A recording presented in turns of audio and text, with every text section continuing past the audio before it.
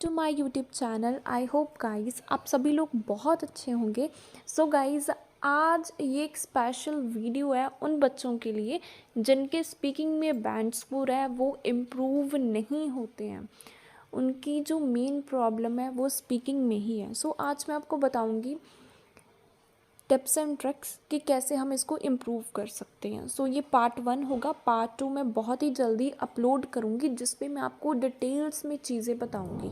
ठीक है, डिटेल्स में हर एक चीज़ बताऊँगी कि किस वे से कौन कौन सी चीज़ हमने स्पीकिंग में इंक्लूड करनी है। ओके, सो सबसे पहले अगर हम बात करें प्रॉब्लम्स की तो डिफरेंट स्टूडेंट को डिफरेंट तरीके की प्रॉब्लम आती है स्पीकिंग में। किसी को फ्लुएंसी इशू है, किसी को आइडियाज़ की प्रॉब्लम है, ठीक है, किसी को कनेक्टर्स यूज़ करने नहीं आते, किसी को प्रेजेंटेशन करनी नहीं आती। मतलब बहुत सारी प्रॉब्लम्स हैं जो एक बच्चा फेस करता है स्पीकिंग में, बट उनको ये चीज़ नहीं पता लगती कि हम इसको इम्प्रूव कैसे करें। ठीक है, इम्प्रूव कैसे करना चाहिए। बच्चे क्रैम करना स्टार्ट करते हैं, जो सैम्पल आंसर्स होते हैं, क्वेश्चंस होते हैं, इंट्रो फॉलोअप्स, उनको क्रैम करना स्टार्ट करते हैं। जैसे बताया जाता है उनको क्लासेस में वैसे उसको रटना स्टार्ट करते हैं, वही लाइन डिट्टो बोलते हैं वो। तो उससे क्या है, साइड इफ़ेक्ट भी है। एग्जामिनर बहुत एक्सपर्ट होता है, उसको सब पता है कि आप कौन सी लाइन आपने क्रैम की हुई है, क्योंकि जो चीज़ हम क्रैम करके बोलते हैं ना उसकी फ्लुएंसी, उसका एक्सेंट बहुत डिफरेंट होता है। ठीक है, I am telling you the reality, ये रियलिटी है। आपके क्यों 5 या फिर 5.5 स्पीकिंग में रहते हैं, यही रीज़न है। सो गाइज आइडियाज़ लेना अच्छी बात है, लाइंस वो मत क्रैम करो। ठीक है, एग्जामिनर इजीली आपको पॉइंट आउट करेगा। सपोज करो कि अगर आपने सारा कुछ बोल भी लिया लेकिन आपको पता है कि 95% जो चांसेस होती हैं कि एग्जामिनर आपसे मोल्ड करके क्वेश्चन है वो पुट करता है, एक आधा क्वेश्चन वो बाहर से भी पुट कर लेता है। तो जब वो बाहर से पुट करेगा या फिर मोल्ड करके क्वेश्चंस को पुट करेगा तो आपकी फ्लुएंसी ज़ीरो, फ्लुएंसी आपकी बहुत डाउन चली जाती है। सो इसी वजह से आपने कभी भी है वो क्रैम नहीं करना है। ठीक है, आइडियाज़ को कैसे डेवलप करना है वो मैं आपको सब कुछ बताऊंगी। अगर जस्ट आपको वीडियो अच्छी लगे तो चैनल को सब्सक्राइब एंड वीडियो को लाइक ज़रूर करना। ठीक है, तो बहुत सारे बच्चों में ये मत होती है कि हमें फास्ट बोलना चाहिए, फ्लुएंसी, उनके माइंड में ये है कि फ्लुएंसी का मतलब है फास्ट बोलना। देखो फ्लुएंसी का मतलब होता क्या है एक्चुअल में, हमको वही नहीं पता कि क्या इसका मीनिंग है। फ्लुएंसी का मतलब है कि आपने बोलते बोलते पॉजेस नहीं लेने हैं। फ्लुएंसी का मतलब ये नहीं है कि आपने बहुत फास्ट बोलना है। देखो अगर आप ज़्यादा फास्ट बोलोगे तो एग्जामिनर को कुछ भी समझ में नहीं आएगा। ठीक है, आप क्या बोलने की कोशिश कर रही हो, एग्जामिनर को वर्ड्स की क्लैरिटी ही नहीं मिलेगी, तो भी आपके बैंड स्कोर रिड्यूस होंगे। और अगर आप ज़्यादा फास्ट बोलते हो उसका साइड इफ़ेक्ट क्या है कि आपके पास लैक ऑफ आइडियाज़ होंगे, आपके आइडियाज़ जल्दी ख़त्म हो जाएंगे, आपकी 2 मिनट की स्टोरी नहीं बनेगी, आप कोई भी क्वेश्चन का आंसर वो अच्छे वे से नहीं दे पाओगे। मैंने बहुत सारे स्टूडेंट देखे हैं कि उनके पास आइडियाज़ होते हैं लेकिन उनको है ना कि लाइंस में फिट करना नहीं आता, मतलब प्रेजेंटेशन करना नहीं आती उनको कि कैसे हमने इसको प्रेजेंट करना होता है। सो देखो, जो आइडिया मैंने यूज़ किया है, जो आइडिया किसी और ने यूज़ किया है, दोनों के बैंड स्कोर में क्या होगा, डिफरेंस होगा। क्यों डिफरेंस है, जिसके ज़्यादा बैंड स्कोर होंगे उसने उस आइडिया को अच्छे से इलेबोरेट किया, जिसके कम होंगे वो क्यों कम है, क्योंकि इलेबोरेशन ही नहीं की अच्छे से, एग्जामिनर को समझ में नहीं आया कि आप क्या चीज़ कहने की कोशिश कर रहे हो। बहुत सारे स्टूडेंट क्या करते हैं, उनका जो स्पीकिंग में मेन मोटिव है कि सिर्फ बोलना है, हमने तो बोलना है, ये नहीं देखते कि जो चीज़ बोल रही हैं आप लोग वो क्वेश्चन के साथ रेलिवेंट है या फिर नहीं है, ये चीज़ देखते ही नहीं है वो। ठीक है, मैं ये नहीं आपको कह रही हूँ कि स्पीकिंग इम्प्रूव करनी है तो 9 to 5 आपने पढ़ना है। 24 आवर में से अगर आप 7-8 घंटे की स्टडी करते हो ना, इनफ है आपके लिए। ठीक है, जैसे आप सपोज करो कि 3-4 घंटे आपने इंस्टीट्यूट में लगा लिए, जहाँ फिर ऑनलाइन क्लासेस जहाँ से भी आप पढ़ते हो वहाँ पे आपने 3 से 4 घंटे आपने वहाँ पे लगा दिए, फिर उसके बाद क्या है, घर आके फिर प्रैक्टिस भी करनी है। जो चीज़ आपको क्लास में करवाई जाती है उसकी प्रैक्टिस घर आकर करनी है कि हाँ मेरे में इम्प्रूवमेंट है या नहीं है। फिर जो आपका मॉक टेस्ट होता है उसमें अपनी परफॉर्मेंस देखो कि क्या कुछ इम्प्रूवमेंट हो रही है या नहीं हो रही है। ठीक है। सो 9 to 5 पढ़ने से कुछ नहीं होगा। देखो माइंड तो उतना ही है ना, अगर आप उसको कॉन्टीन्यूसली टीच करी जाओगे, माइंड में चीज़ें डाली जाओगे, तो कुछ भी आपके माइंड में नहीं जाएगा, कुछ भी आपके माइंड में नहीं जाएगा और आपकी स्पीकिंग लेवल ज़ीरो ही रहेगा तब। तो स्पीकिंग को इम्प्रूव करना है तो माइंड का फ्रेश होना बहुत इंपॉर्टेंट है। मैं पूरे मॉड्यूल्स की बात कर रही हूँ कि आपने 4 घंटे करना है, जैसे 1 घंटे रीडिंग, 1 घंटे राइटिंग। ठीक है, हाफ एन आवर में हमारी लिसनिंग हो जाती है, जो बाकी टाइम बचता है हाफ एन आवर का वो स्पीकिंग के ऊपर दो। ठीक है, एटलीस्ट आप किसी ना किसी पर्सन के साथ, चाहे आप इंस्टीट्यूट में हैं चाहे फिर आप ऑनलाइन क्लासेस किसी से ले रहे हैं, सो इंग्लिश में टॉक ज़रूर करो। 15-20 मिनट टॉक करो, इनफ है आपके लिए पर डे में। ठीक है, बाकी आप घर पे प्रैक्टिस करो, ऑटोमेटिकली आपके स्पीकिंग में बैंड स्कोर आ जाएंगे। 10 डेज तक करके देखो, खुद में आपको डिफरेंस पता लग जाएगा कि कैसे इम्प्रूव करना है। कनेक्टर्स का यूज़ करना बहुत ज़्यादा इम्पोर्टेंट है।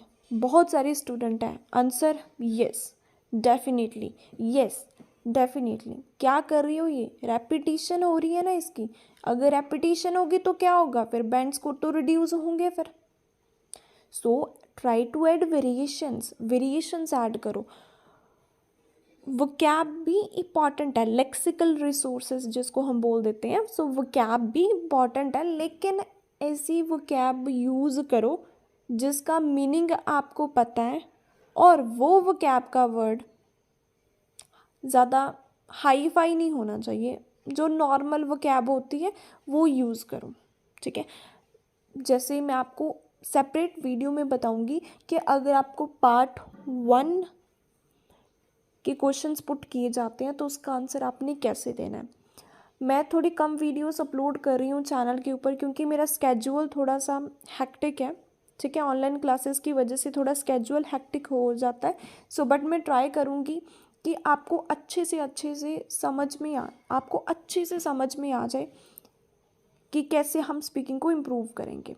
ठीक है, देखो सबसे बेस्ट मेथड है कि आप कोई भी रैंडम टॉपिक पिक करो, कुछ भी आप पिक करो रैंडम, और मिरर के सामने बोलो उसको। जस्ट ये नहीं फोकस करना है कि आप एरर्स कर रहे हो, नेवर एवर।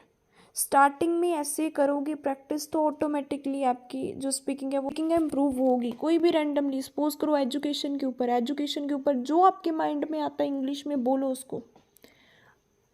मिरर के सामने बोलोगे, आई कंटेक्ट करोगे, कॉन्फिडेंस भी इंक्रीज होगा और फ्लुएंसी भी इंक्रीज होगी। बहुत सारे बच्चे कहते हैं कि हम किन के साथ कम्युनिकेशन करें, हमारे पास तो कोई स्पीकिंग पार्टनर नहीं है, और ना ही हमारे सिबलिंग्स ऐसे हैं कि जो हमें बता सके कि हमारी क्या मिस्टेक्स हैं। सो बहुत सारे इश्यूज़ हैं। ठीक है, आप इंस्टीट्यूट जाते होंगे, अगर इंस्टीट्यूट नहीं जाते हो तो आप लोग ऑनलाइन क्लासेस लेते होंगे। बस 15 से 20 मिनट आपकी स्पीकिंग के लिए इनफ है। अगर आप इतना भी टॉक करते हो ना तो ऑटोमेटिकली है आपकी स्पीकिंग में आपको इम्प्रूवमेंट है वो देखने को मिलेगी। बहुत सारे बच्चे क्या करते हैं, ईडियम्स का यूज़ करते हैं लेकिन एक्यूरेट मीनिंग नहीं पता। ईडियम्स यूज़ करो, 5 to 6 ईडियम्स इनफ है, ज़्यादा मत यूज़ करो उसको। ठीक है, लिमिट होती है कोई भी चीज़ की, सो इसी वजह से उतने करो जितने की इम्पॉर्टेंट होते हैं। ठीक है, ज़्यादा मत यूज़ करो उनको। आइडियाज़ के लिए मैं सेपरेट वीडियो बनाऊंगी जिसमें मैं आपको सब कुछ बताऊंगी कि कैसे हम आइडियाज़ ले सकते हैं। ठीक है, आइडियाज़ आप कहीं से भी लो, मैटर नहीं करता, बट लाइन्स वो मत पिक करो, अपनी तरफ से बनाओ, डेवलप करो। ठीक है, मैं आपको बताऊंगी कि कैसे आपने डेवलप करना है, क्योंकि पूरी स्पीकिंग का एक फॉर्मेट होता है। अगर फॉर्मेट के अकॉर्डिंग चलोगे तो बैंड आएंगे, ये मैं आपको पहले ही बता रही हूँ। अगर आप फॉर्मेट नहीं फॉलो करोगे, आप प्रेजेंटेशन नहीं अच्छे से कर रहे हो, तो आपके कभी बैंड ही नहीं आएंगे। आप तो 5.5 पर ही स्टक हो जाओगे, तो आपकी मनी कितनी ज़्यादा वेस्ट होगी। कॉन्फिडेंस सबसे ज़्यादा इंपॉर्टेंट है, क्योंकि बहुत सारे स्टूडेंट क्या होता है कि जब वो बोलते हैं खुद तो बहुत अच्छा बोल लेते हैं, लेकिन जब किसी के सामने बोलने की बात होती है, जैसे मेरे पास जो स्टूडेंट पढ़ते हैं उनमें भी काफ़ी ज़्यादा कॉन्फिडेंस की प्रॉब्लम थी स्टार्टिंग में, और किसी के पास अभी भी है। वैसे वो कहते हैं कि हम फ्रीली बोल लेते हैं, लेकिन जब हमने किसी के सामने इंग्लिश बोलनी है तो हमसे बोली नहीं जाती, हम फंबल करना स्टार्ट करते हैं। सो स्पीकिंग के लिए आपको बोलना पड़ेगा। You have to speak in English, ठीक है। 10 मिनट बोलो, 15 मिनट बोलो, किसी के साथ कम्युनिकेट ज़रूर करो। जहाँ से भी आप कोचिंग लेते हो वहाँ से ज़रूर स्पीकिंग दो, वेरिएशंस को ज़रूर यूज़ करो।